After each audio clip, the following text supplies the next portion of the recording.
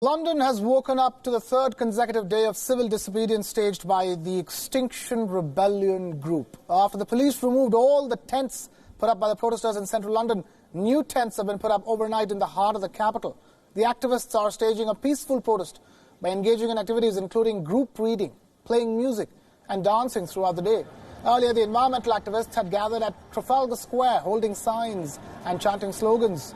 The protesters marched through central London playing steel drums and blocked the Victoria Embankment outside the Defence Ministry. According to the London police, more than 400 climate activists have been arrested for creating disruption in London over the last 2 days of protests. Hundreds of activists had camped out in central London on the second day of world protests by the Extinction Rebellion movement. Determined activists glued themselves to the British government's Department of Transport building as police kept removing the tents from the streets. The Extinction Rebellion group, which was founded in the United Kingdom last year, has chapters in about 50 countries and wants to achieve net zero carbon emissions by the year 2025. Extinction Rebellion has been taking action in several countries, including Germany, Austria, Australia, France and New Zealand. These protests are the latest in a global campaign for tougher and swifter steps against climate change.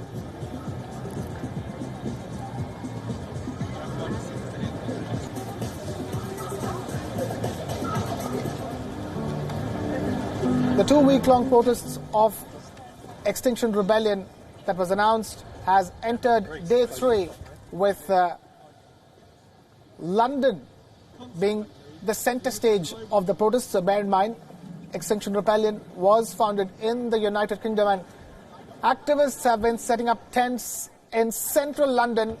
We have WION correspondent Natalie Powell joining us live from London for the latest on that front. Natalie, thank you so much for being with us here on WION Dispatch. Talk to us. The last time in April when Extinction Rebellion staged protests, central London came to a standstill. And this time around it's more staggered. It takes 2-week-long protests, and it's just day 3. How are authorities dealing with the situation and making sure Londoners' daily lives can go on? Yeah, what we're seeing at the moment is a lot of pop-up rebellions with Extinction Rebellion, lots of different groups attending this climate change protest, and they will be coming over the next few weeks. We've seen them, of course, the last 3 days occupying various different parts of London with their plan to be as disruptive as possible to try to get their message across, of course. Now, what we have seen is a big police crackdown on this. We've seen around 600 activists so far being arrested. And in fact, put forward a call to those being arrested to not ask for bail so that they fill up the jail cells here in London, and therefore other activists are not able to be arrested as a result of that. In terms of how London is functioning, though, well, of course, we're seeing a lot of traffic jams, a lot of difficulties with people trying to get around as a result of big areas, big chunks of London being occupied by the Extinction Rebellion movement. A big effort by police, though, to try to free up those road spaces has been ongoing. We know that police are calling in an extra 500 police officers from forces around the UK to come to London to try to help quell these protest movements, and they've now issued a Section 14 order,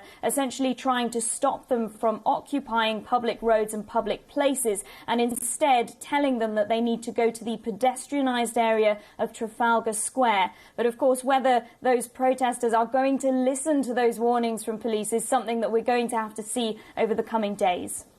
Right. I also wanted to ask, a place like Trafalgar Square is something that is buzzing every day, especially with so many tourists who come to London, head straight to Trafalgar Square. And with so many people camped out, and there's a scuffle literally going on. They put up the camps, and the police take the camps off, and they put the camps back again.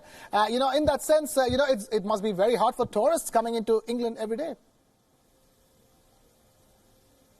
Yeah, it certainly must be. I think, though, given that this is a global movement, tourists are perhaps not so surprised by this, given it could be going on in places where they have actually been coming from and where they visit London from, of course. But you're absolutely right. We've seen protesters with tents. We've seen police trying to pull down those tents in order to cause a thoroughfare so that people, not just tourists, but everyday people trying to access those areas can get through. And, of course, by moving the protest movement to Trafalgar Square, or certainly aiming to do that, police are, of course, getting the rebels to overtake a certain area that's very well populated with tourists. But I think the idea behind all of this from the police here in London is that it's better contained in one area than sporadic places across London where also tourists will be gathering. But you're absolutely right. In terms of tourists wanting to visit Trafalgar Square, they're going to have a bit of a tricky time doing it, given that the protest movement appears to be moving towards Trafalgar Square for those who aren't already there, of course. But of course, the idea behind that is Trafalgar Square is a large pedestrianised area, and therefore the protest demonstrators who are there will be occupying a pedestrianised area as opposed to roads, which is blocking traffic and transport.